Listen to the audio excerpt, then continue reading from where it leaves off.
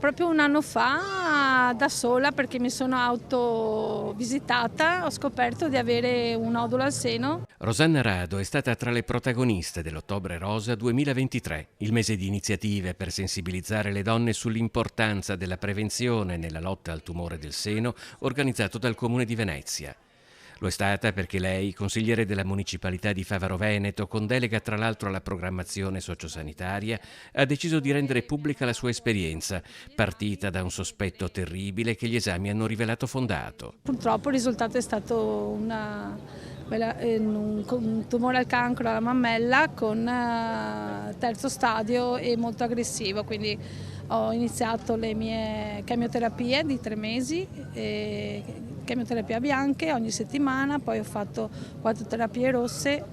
quelle sono state dure da superare e poi ho subito l'intervento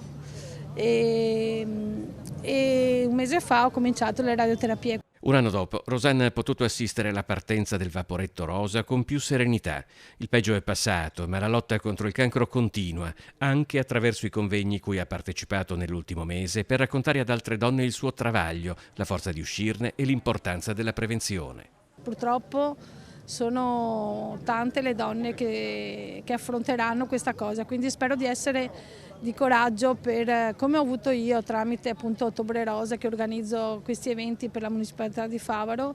ho avuto l'occasione di essere supportata appunto dai medici e da persone che ho conosciuto durante queste occasioni.